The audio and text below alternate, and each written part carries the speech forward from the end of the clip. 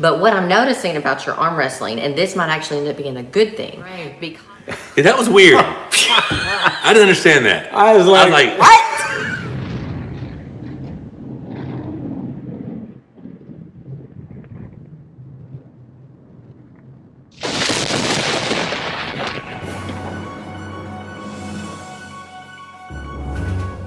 Okay, so back to the original question. What is it like managing the match between me and Devin? Well, I tell you, going into this thing, where the nerves started to come in, not so much on refereeing your guys' match, is refereeing your guys' match with a different set of rules. Right.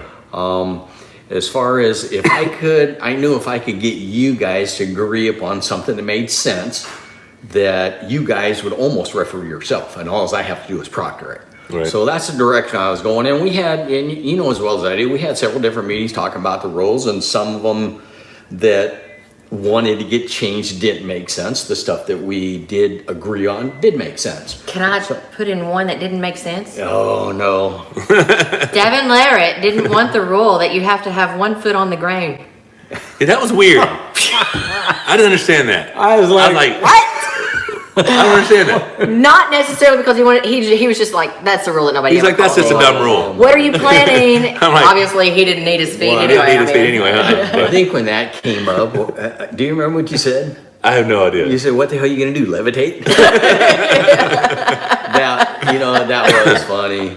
But yeah, so it had some interesting dynamics.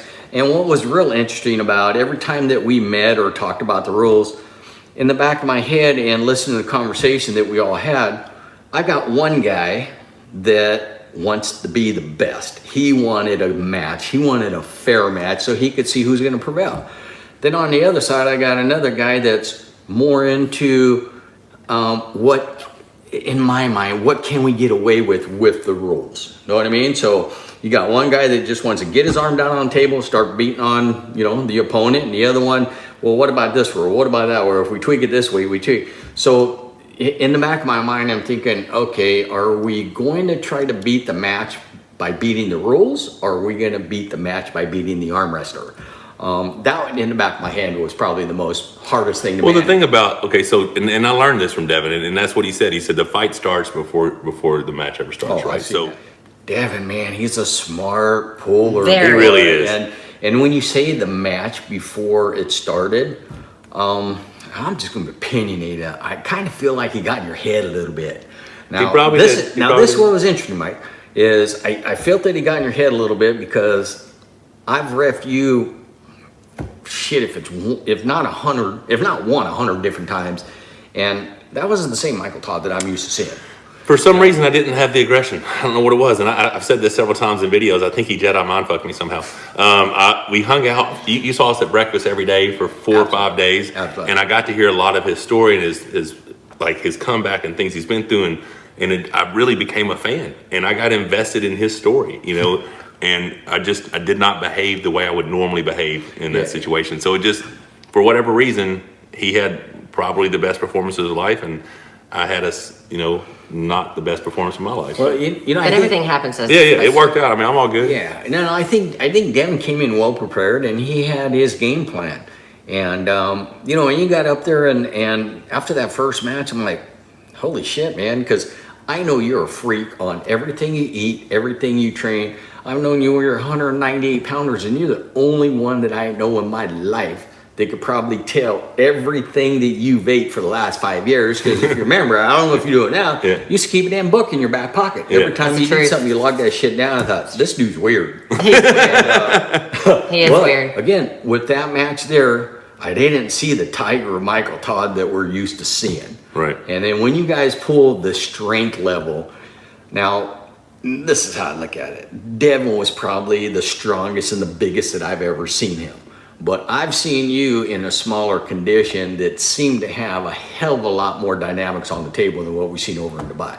Now, I don't know if it was the jet lag, you guys hanging, being buddies for the last 4 days, or, maybe Rebecca beating the shit out of you at nighttime beats the hell out of me. Your energy level and your strength level was not the same as what I'm used to seeing. Maybe that's me, but I've seen you several times on the table, and that tiger just wasn't there. I can't see it.